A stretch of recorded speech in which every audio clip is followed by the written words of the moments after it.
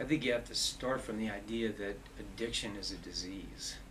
You know, it's not a weak character trait. It's a problem that basically people probably are born with certain genetic predispositions toward and become vulnerable, just the same way cancer is and a lot of other diseases. I think, you know, there's reasonable evidence from my point of view to suggest that some people are more, you know, likely to have certain kinds of addictions. Heroin addiction, when you see 18-year-old kids in the emergency room that have been addicted for 5 years, it's kind of hard to explain when they come from prominent families or, you know, or completely good backgrounds, how there was, you know, bad influences that actually caused these things. So I've seen so many examples in the last 25 or 30 years in the emergency room where, you know, I'm forced to conclude that some people have a predisposition to these kind of things, and then there are these external influences that basically lead them down those pathways, and then there are lacks of defense mechanisms to kind of prevent them from being able to continue until they really become fully entrenched. So alcoholism, cigarette smoking, gambling addictions, narcotics, all those kind of things I think are a combination of, you know, predisposing causes, and then whether, like you said, they've got you know, some check and balance system that's either inherent in them or they've got some external kind of things that can kind of help them to avoid it. So I'm not really sure, you know, that addiction is getting worse. I think it's probably always been there. There may be new opportunities for people to kind of find addictions that they may not have found before. But you know, as long as there have been cigarettes, there have been kids that wanted to sneak out in the back and try and find cigarettes and try them out, and some people basically put them down and some kids can't say no.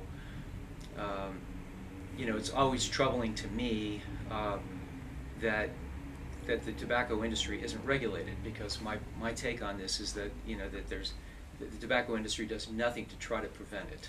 And it's abundantly evident, again, to me that, again, having raised 3 sons, that you know, there's no advertising by cigarette companies to not use their products. In fact, there's plenty of opportunity to be able to get their products, and the promotions that basically are targeted at kids before they're 18 years old, you know, just have to stop. I mean, it just I think it's criminal what still happens. The fact that you can get free cigarettes on the internet today. You know, that's how one of my own kids started smoking when he was about 16, is because his friend started getting cigarettes on the internet, you know, like Try My Free brand, generic stuff, and I started finding this stuff in the garage. For me, you know, it took 6 months of perseverance and really laying down the law to kind of make sure that he understood that this was a bad thing for him. And I think that's the problem for kids, is they really don't see what's a big deal. You know, what's an addiction? This is a cigarette. It's not a drug. It's not illegal. You know, how bad is this? And so it's like other diseases that don't catch up to you for a long time. People just don't get it in the beginning about the real consequences. And you have to be a mature adult in order to understand sometimes, you know, consequence. It's almost beyond the brain power of some 14-year-old kids to be able to really know what they're getting into. But the fact is that nicotine is addictive. That means there's a chemical dependency. There's really a structural change in your brain.